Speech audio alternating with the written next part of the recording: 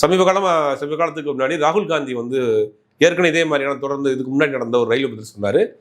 Railway டிபார்ட்மெண்ட்டில் ஆள் பற்றாக்குறை இருக்குது, மேன் பவர் ஷார்ட்டேஜ் இருக்குது, அதுக்காக தான் தொடர்ந்து போராடிட்டு இருக்காங்க, நைட் அண்ட் டே வேலை பார்க்குறாங்க. சமீபத்தில் கூட இதுக்கு முன்னாடி நடந்த ரயில்வே விபத்து கூட அங்கே இருக்கக்கூடிய ரயில்வே அந்த லோகோ பைலட்ஸ் வந்து அவங்க வந்து சரியாக அவங்க மெயின்டைன் பண்ண முடியாமல் தான் நடந்திருக்கு அப்படின்னு. இப்போ ரயில்வே டிபார்ட்மெண்ட்டை பொறுத்த வரைக்கும் அவங்க தனியார் மயமாக்குவதற்கான எல்லா வேலையிலும் செஞ்சுட்டு இருக்காங்க. இப்போ ரயில்வே ஸ்டேஷன் தனியார் மயமாயிட்டாங்க.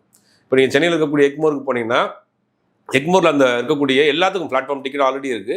அதோட இந்த ரயில்வே அந்த எலக்ட்ரிக் அந்த வெஹிக்கிள் இருக்கு இல்லையா, அந்த வண்டி ஆளுகளை கொண்டு போகிற அதுக்கு இப்போ காசு வாங்குறாங்க. அதே மாதிரி எஸ்கலேட்டர் ஒர்க் ஆகலை. வயதானவங்க எஸ்கலேட்டர் ஏற முடியாதவங்க என்ன பண்ணால் ஆட்டோமேட்டிக்காக நீங்கள் 20 ரூபா 30 ரூபா கொடுத்து இந்த வண்டியில் தான் போக வேண்டிய சூழ்நிலை ஆகிப்போச்சு.